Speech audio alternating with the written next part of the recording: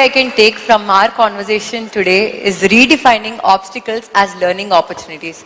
I'm sure CBN sir and Chiranjeevi sir, you'll agree with me that life lo manam enno challenges edurkuntam. Kam eppudaithe aa challenges nunchi manam positive learnings teeskuntamo, there is a scope for growth and there is a scope for learning more. So that enthusiasm, that ambition, so ఎప్పుడైతే ఆ takeaways నిజంగా pure from heart ఉంటాయో you can excel more in life. I think that's one takeaway that I have got from your conversation sir. Sir my next question is to you sir. So మనకు జనరల్గా పొద్దున్న లేచినప్పటి నుంచి night పడుకునే లోపల we have so many thoughts, positive and negative. కానీ one thought is enough to generate one task. So one thought నుంచి ఒక యాక్టివిటీ అన్నా టాస్క్ అన్నా ఉంటుంది. ఆ one activity are task if you follow it for 21 days it becomes a habit and that is called habit formation. So I want to know from you, do you have any thoughts that have transformed into habits, and if you do, how is it useful in your life? ఇక్కడ మనం అందరం కూడా తెలిసి కానీ తెలియకుండా కానీ కొన్ని leadership qualities buildup చేసుకుంటాం. ఇప్పుడే చిరంజీవి గారు చెప్పారు,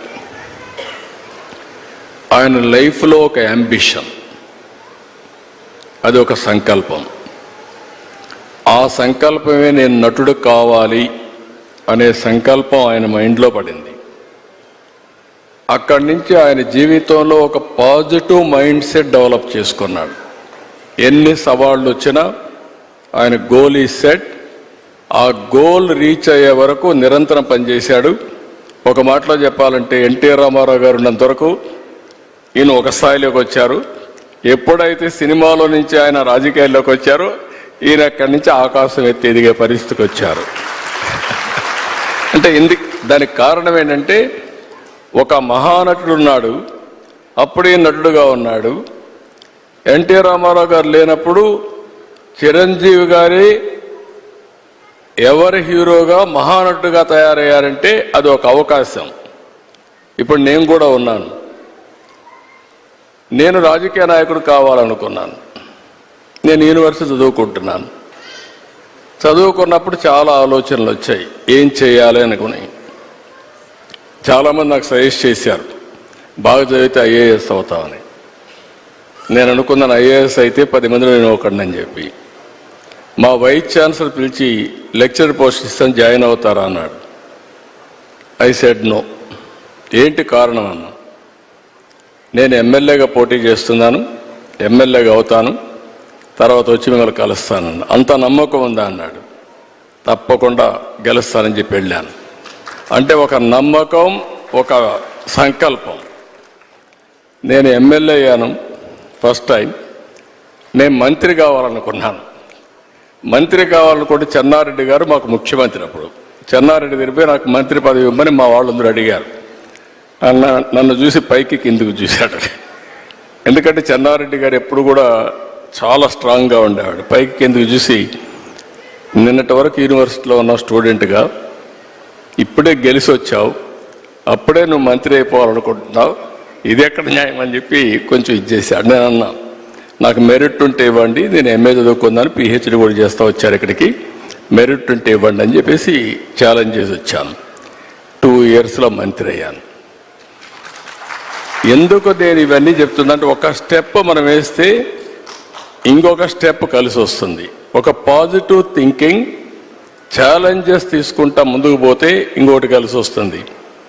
నేను మంత్రి అయ్యాను, సినిమా ఇండస్ట్రీ మంత్రి అయ్యాను.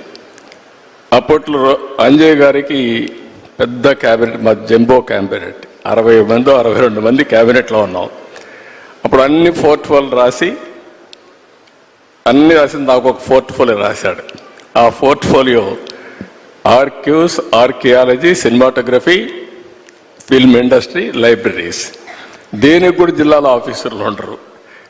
నేను ఈ పోర్ట్ఫోలియో లాభం లేదనుకుంటే నేను రాణించేవాడిని కాదు. నేను దాన్ని సవాలుగా తీసుకొని పనిచేస్తూ వచ్చాను. అప్పుడు మా సినిమా వాళ్ళందరూ కూడా వచ్చేవాళ్ళు. అప్పుడు ఎన్టీ రామారావు గారిని కలవాలని మా జయకృష్ణ గారికి చెప్తే ఎన్టీ రామారావు గారు కలిశారు. ఎన్టీ రామారావు గారిని కలిసిన తర్వాత నా మ్యారేజ్ ప్రపోజల్స్ ఆయనే పంపించాడు. అంటే ఒక్కొక్కసారి అందుకే నేను చెప్పాను చిరంజీవి గారికి కానీ మాకు కానీ, చిరంజీవి గారు ఒక సాధారణ కుటుంబంలో వచ్చారు. సినిమా అంటే తెలియదు ఆయనకు అప్పటికి, సినిమాలో ఎవరు లేరు. కానీ సంకల్పం అనేది చాలా, ఈయనకే కాకుండా ఎన్టీఆర్ కూడా అంతే. ఎన్టీఆర్ చిన్నప్పుడు ఆయన జీవితం చూస్తే కష్టపడే పైకి వచ్చాడు. ఒకరోజు ఆయన ఒక స్టోరీ చెప్పాడు నాకు. విజయవాడలో ఉండేవాడు, చదువు కోసం వాళ్ళ గ్రాండ్ మదర్ని తీసుకొచ్చి, చదువు కోసం ఆవిడ వచ్చి ఒక పూరిల్లు, సెంటర్లో ఒక పోలు, ఒక గుడిసేసుకొని ఇక్కడ ఉండేవాళ్ళు. రాత్రి వర్షం వచ్చింది.